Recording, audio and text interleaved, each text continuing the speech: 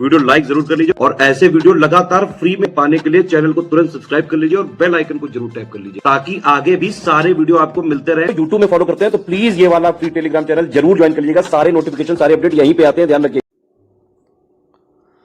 नमस्कार साथियों, स्वागत है आप सभी का स्टडी फॉर सिविल सर्विसेज में। टॉपिक है हमारा मॉडर्न इंडिया और मॉडर्न इंडिया में हम पढ़ रहे हैं इंपॉर्टेंट प्रीवियस ईयर क्वेश्चंस। तो चलिए बिना किसी देरी के जल्दी से शुरू करते हैं। देखो भाई, पहला फैक्ट देखो, पुर्तगालियों ने कोचीन में प्रथम दुर्ग का निर्माण किया। बक्सर का युद्ध सबसे अधिक निर्णायक युद्ध है जिसने अंग्रेजों के भारत में प्रभुत्व को स्थापित किया। बक्सर की लड़ाई के समय बंगाल का जो नवाब था उसका नाम था मीर कासिम। बक्सर का युद्ध भारत में अंग्रेजों के आधिपत्य की स्थापना की दृष्टि से महत्वपूर्ण समझा जाता है।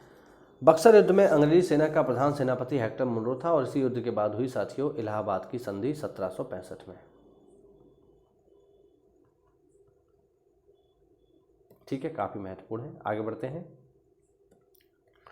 इलाहाबाद की संधि के बाद रॉबर्ट क्लाइव ने मुर्शिदाबाद का उप दीवान मोहम्मद रजा खान को बनाया।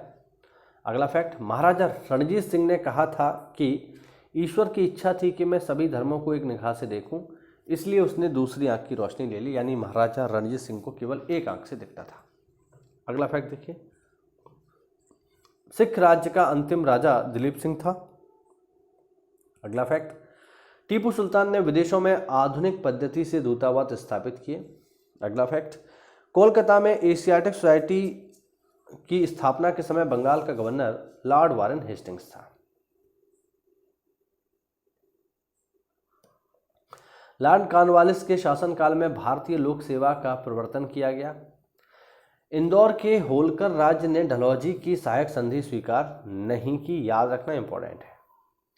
अंग्रेजों द्वारा सिंध विजय लॉर्ड एलनब्रो के समय में संपन्न हुआ। सिंध पर अंग्रेजों ने 1843 में कब्जा किया। पेशवाई को वर्ष 1818 में खत्म किया गया।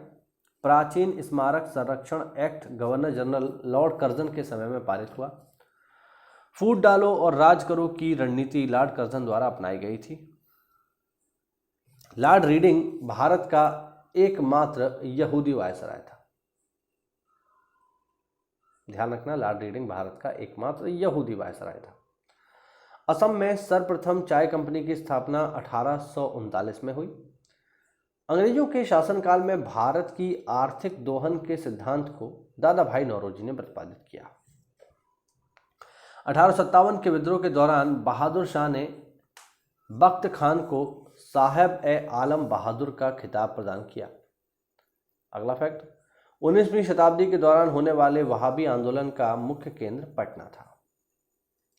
फराजी विद्रोह की बात करेंगे। फराजी विद्रोह की शुरुआत 1838 में हुई। बंगाल के फरीदपुर का यह संप्रदाय शरीयतुल्लाह द्वारा अनुमोदित विचारों से प्रभावित था। ये लोग सामाजिक, राजनीतिक तथा धार्मिक परिवर्तन को प्रतिपादित करते थे। शरीयतुल्लाह की पुत्र दादू मियाँ के नेतृत्व में अंग्रेजों के विरुद्ध इस विद्रोह की योजना बनाई गई। यह विद्रोह 1848 से 1857 तक चलता रहा, अपने अपने तरीके से चलता रहा। 1862 में दादू मियाँ की ढाका में मृत्यु के बाद उनके बेटे नूह मियाँ ने अपना कार्यकाल संभाला, लेकिन उनका ध्यान ब्रिटिश विरोधी गतिविधियों से हटकर धार्मिक गतिविधियों की ओर चला गया। भारत में अंग्रेजों ने प्रथम मदरसा कलकत्ता में स्थापित किया। माइकल मधुसूदन दत्ता को पेरिस की रॉयल एशियाटिक सोसाइटी की सदस्यता प्रदान की गई थी। याद रखना, Michael Madhusudan Dutta. Sir William Jones ने कालिदास की प्रसिद्ध रचना शकुंतला को पहली बार अंग्रेजी में अनुवाद किया। ब्रिटिश सरकार के अधिनियम 1813 में सबसे पहली बार भारत में शिक्षा के लिए 1 लाख रुपए दिए गए। हंटर कमीशन की रिपोर्ट में प्राथमिक शिक्षा पर विशेष जोर दिया गया।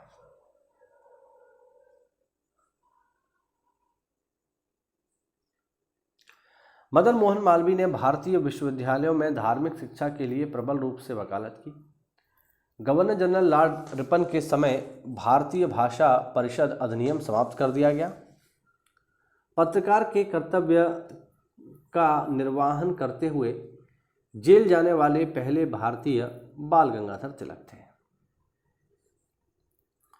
नील आंदोलन का जमकर समर्थन करने वाले हिंदू पैट्रियट के संस्थापक हरिश्चंद्र मुखर्जी थे।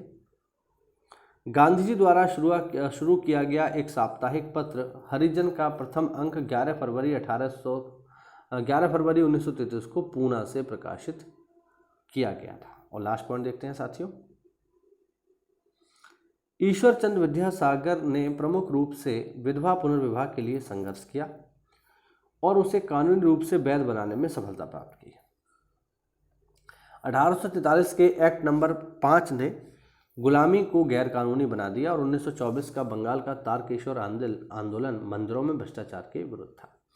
तो ये हुआ आज का छोटा सा वीडियो साथियों। अगर आप चैनल पर नए हैं तो चैनल को सब्सक्राइब करिए, वीडियो अच्छा लगा हो तो वीडियो को लाइक करिए और इस PDF को प्राप्त करने के लिए या हमारे किसी भी पेड ग्रुप से जुड़ने के लिए दिए गए नंबर्स पे कॉल करिए साथियों। मिलते हैं अगली क्लास में, तब तक के लिए जय हिंद, जय भारत, वंदे मातरम।